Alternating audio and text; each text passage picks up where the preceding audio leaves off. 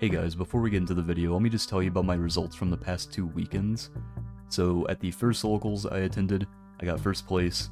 My round 1 was Sword Soul, which was a tie. My round 2 was against Dinos, and that was also a win. My round 3 was against Marincess, which I also won. It got down to time as well. It was a very weird scenario, because I had interaction that I wanted to accomplish in main phase, but my opponent wanted to go to battle phase. Everyone around us was trying to discern whether it was battle phase or main phase. Round 4 was against Sprite Live Twin, which was a win as well.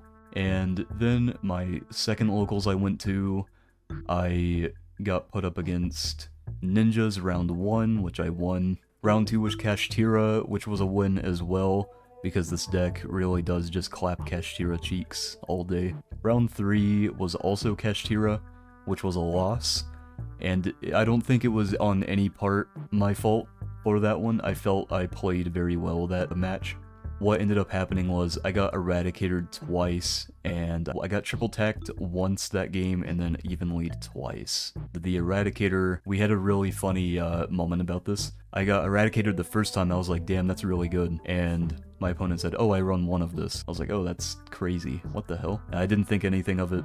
Next round, I got eradicated again, and I was like, holy shit, did you side in 2 more? And my opponent, who was actually yugioh on YouTube, really great guy, I love him to death. Go subscribe to him, by the way, he's great.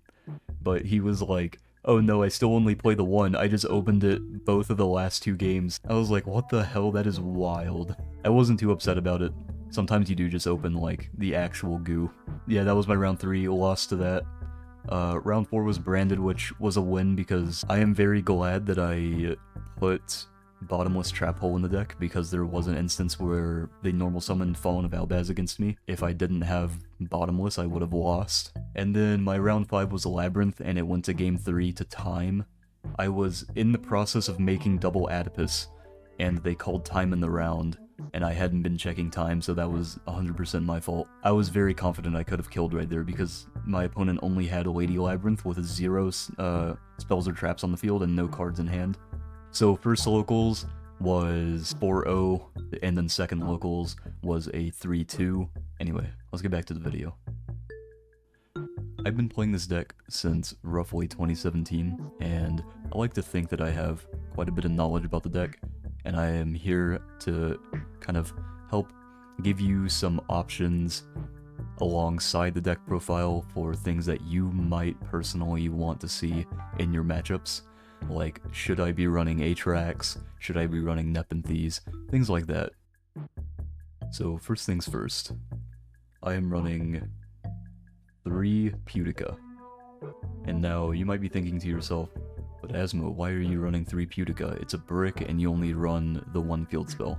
Yes, you do run the 1 field spell. However, a lot of people don't remember that she has a very important second effect, where you can banish an opponent's special summon monster when she hits the board.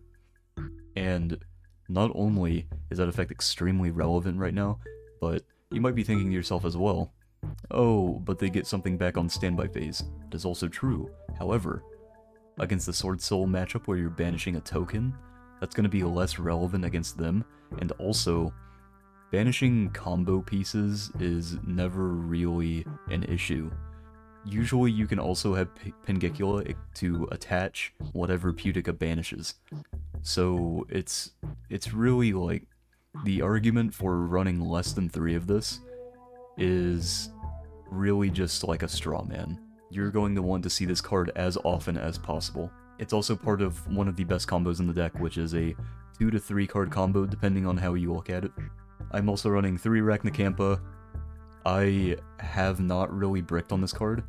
I've seen people that are running 2, and I think that's okay, but if you're locals or the regional you're going to, if you're expecting a lot of back row hate, this card is extremely important in those matchups. 3 Mantis.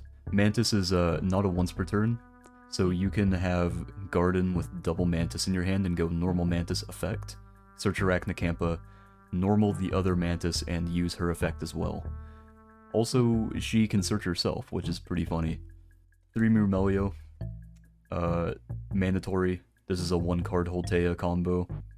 1.5 card because you need to discard. but she is the most important normal summon in the deck outside of Btw in my opinion. And oh, I forgot to mention, there is a thing with Mantis that you can do, where if you're getting even lead, you can tutor out Mantis with Holtea to bounce some of your traps back so you don't lose everything. So if they try to enter battle phase, you go, okay, I am going to Holtea effect, bring back the Mantis, and then when they go evenly, you go Mantis effect, bounce something back. But yeah, Myrmelio is a forced activation. Do not let your opponents cheat you out of games by saying, no, you can't activate Myrmelio because I do not have a spell and trap. It is a forced activation. This card was printed in 2002, probably older than whoever is saying they can't use this effect. This card's probably older than they are. Double Dionea. It really is the only brick in the deck now, unless you open Btw, which is another great reason to have 3 Btw in the deck, because if you open Btw in this, you're still going full combo. Onto my non-engine monsters, I'm running 2 Nibiru, because having a full board of like double Rafflesia and then a few traps is really strong when you pair it with a Nibiru, especially against decks like Sword Soul, Catchtira, so on and so forth, where they're really trying to extend past 5 summons so that they can actually do something. 3 Exceed, this card is cracked in the deck. This makes the ceiling of the deck so much higher. This allows you to make double Rafflesia much easier without the need of things like opening a Dionea with Btw and a Holtea, things like that. It is very, very important, and people who are not running this card are missing out on a very key piece to a lot of the reason why the deck can play against and through Catchtira zone locks for back row. 3 Ash, I am very lenient on this card, only because the past 2 locals I went to, I got triple tacked at least 20 times total. Every time I Ash something, my opponent either had triple tack or they had thrust. So I've been kind of contemplating of changing this to like Droll or something. Just something, like maybe main decking Lancia. I don't know. It's just every time I've used this, it's always come back to bite me in the ass. 1 Garden for the Btw. This is how you play through Nibiru, because they give you the token, and then you go effect, banish the token, summon back Sarah. 3 Holtea. Self-explanatory, it's just better Shade Brigandine, obviously, because you can search it off of Sarah or Myrmelio. Just remember, for anyone who is new to the deck, you cannot send this off of Rafflesia, because Rafflesia cannot special summon Holtea, which is why Rafflesia sending this does not work, because it has to meet the card requirements on activation, and the activation of this is to summon itself, so you can't do that. Onto my trap holes, I'm running 1 Nightmare, 1 Floodgate, 1 Terrifying, 1 Bottomless, and 1 Gravedigger. I really like these ratios.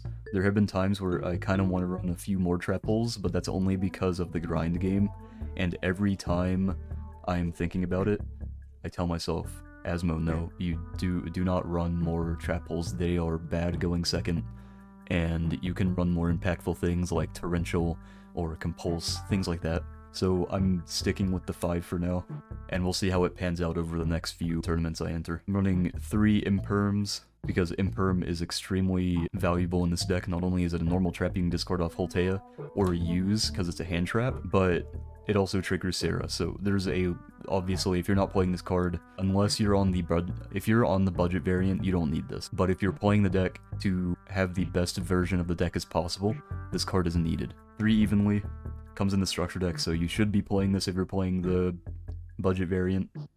This card is also extremely important because Traptrix' main issue is going second. And if you go second and you see none of your board breaker cards, you're going to struggle a lot. And it's also really good in the mirror match because you just go evenly, and then they probably keep the Rafflesia, or they might keep the Sarah. The matchup is kind of like hand dependent, to be honest. Then for my last main deck card, I'm running 3 Torrential Tribute, because this is just a pretty high impact trap that can end a lot of turns for a lot of different decks this format. In the mirror, it does also hit the Traptrix normal summons, which is important. Although if you have Rafflesia and they normal summon, you can probably just be like, okay, I'll see if they have full combo, and then I'll Rafflesia effect send Nightmare to negate and destroy the Sarah. For the extra deck, I'm running 2 Adipus, because I don't have 2 Zeus, and this is just the next best card for breaking Catchtira boards if they when they rip my Zeus, because they're always going to rip the Zeus. 1 kill area. I am probably going to cut this for an Asa the Earth Charmer link, because this card does pretty much nothing besides against decks like Kashtira and in weird board states where you're probably already losing. And Asa just allows you to get rid of an Ibli from Kashtira or like a Dino token, just stuff like that. 3 Sarah, self-explanatory. 3 is minimum.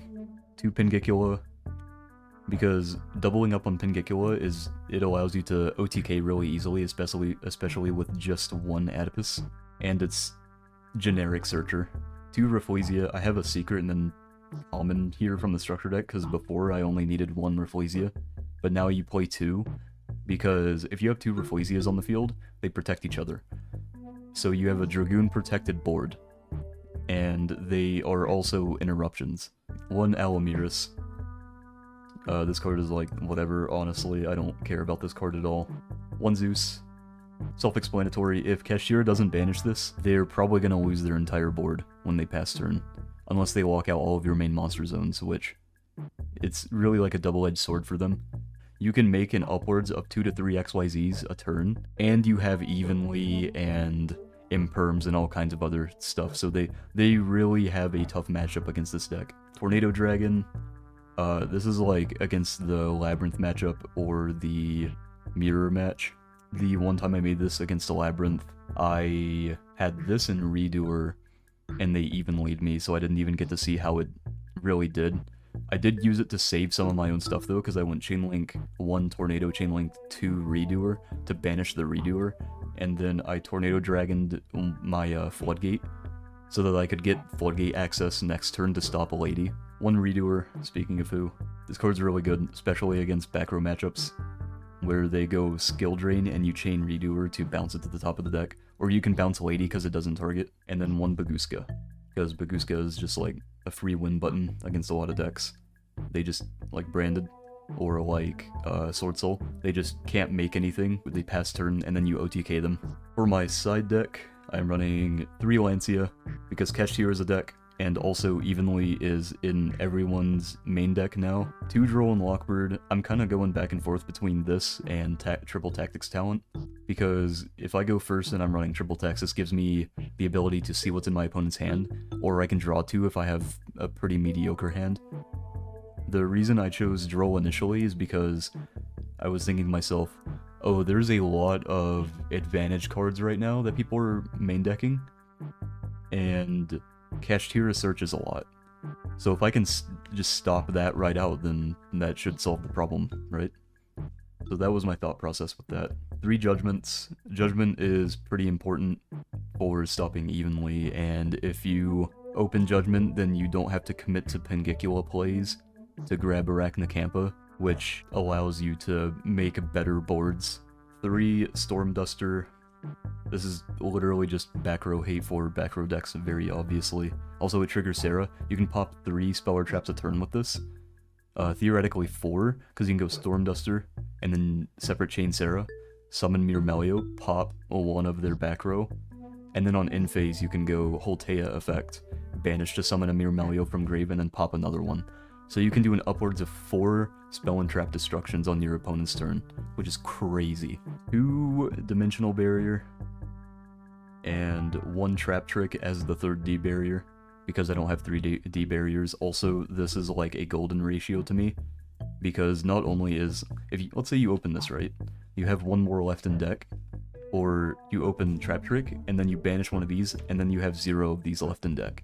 Theoretically, shouldn't be breaking on them. Then I'm running 1 Appointer of the Lotus, because if you Appointer of the Lotus your opponent, and you rip out their board breaker, usually it's just GG's there. So let's say you want to incorporate cards like Atrax or Nepenthes into your deck. There are some pretty cool combos that you can do with these that will allow you to either obtain massive advantage or stop your opponent outright versus certain decks. So for example, with Atrax, it allows you to do a combo where you can have a Floodgate set against Kashtira, and then once you're done activating it, you go kill area to reset it, have your Mantis bounce it to your hand, and you can activate it from your hand because you have Atrax on field, so you can activate it again. So let's say you want to do Atrax combo with the kill area line. If you're running that, you can open Mantis, Floodgate. You just need access to either Mantis or Atrax Engrave. That's all you need. So in this specific example, I'm gonna do normal summon Mantis to add the Arachnacampa from deck to hand. And the reason you do this is so that you can get access to Holtea off of Arachnacampas effect in hand. So you go activate Arachnacampa to summon itself, and then separate chain Sarah, set Holtea, which now gives you access to your whole line, because you can go Holtea effect discard the Floodgate to summon itself, and then Sarah effect summon from deck. So in this case we can do Dionea to reset the Floodgate. And this is the important thing, is that you have a trap hole that you can do this with. You don't need one in hand, but you just need access to one on your end board when you're done. And so now, from here, you can go link these two off for kill area. Now let's say you pass turn. On end phase, kill area special summons the Mantis from grave, and this is the very important part, is you need Mantis on field. Either by special summoning it from the deck, or getting it from graveyard with kill area. This can also be Atrax. You just need both of them on field at the same time.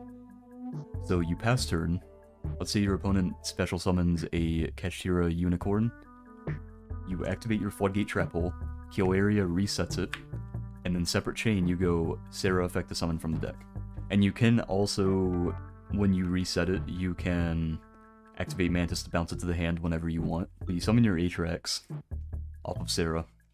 Now you go Mantis effect to bounce the trap hole you reset with kill area to the hand, and because Atrax is on the field, you can activate it from your hand now. So you go activate on, say, normal summon Riseheart, flips it face down, this goes to graveyard. You've gotten 2 effects of Floodgate trap hole off on your opponent now. And that is the value of 8 of running an Atrax in the deck. Now let's say you want to utilize Nepenthes. So Nepenthes does give you a lot of advantage. The only issue is that it kind of doesn't really do anything on its own, and it can be a big brick in the deck if you open it, just like Atrax. The combo would be literally like any normal summon, access to Holtea as usual, or Exceed, it doesn't matter. So in this example, I'll go normal summon Myrmelio effect to search for Holtea. I'll link this off for Sarah. You can go activate Holtea, discard to summon, and Sarah to summon Dionea from the deck. Reset the bottomless that you set. Sarah effect, that's right. You can overlay those for, like, say, Rafflesia. Now, on your opponent's turn, right, you go in phase, they summon something, bottomless, effect of Sarah, summon Nepenthes from the deck, right? And then now, let's say you go Floodgate Trap Hole, you go Nepenthes effect to summon another one from the deck. We can do, for example, Pudica to banish a monster they control. And then you can go Sarah effect to set from the deck as well. So just another Holtea. And usually with a good hand, you'll also have a Arachnacampa and a something from graveyard off of Holtea, which would be us activating Rafflesia here to detach and send, and then Holtea effect to summon Myrmelio. So now your inboard would look very similar to this. Like, this was literally 2-card combo, right? With Exceed and Arachnacampa, it's just better. So now theoretically you draw, and from here you can go into Adipus, or you can go into Pengicula and search Dionea, which would make it a lot easier, but since you have access to Holtea, you just Holtea, Sarah, summon. Like Mantis literally does not matter. You can do Dionea here to reset something from grave, but if you already summoned one of your copies of Dionea previously, like I did, you want to go for another one so that you can go into Pengicula and then search your other Dionea, so that you can continue extending until you are able to push for game. But yeah, hopefully this helped. I wanted to showcase a few combos I missed in my How to Play Traptrix video I made. And if you haven't seen that yet already, it's a really good video. I think it was very informative, and it'll help a lot of you who are newer to the deck. But if you guys enjoyed yourselves, give me a like and a subscribe. It would help me out a lot, and I will see you guys later.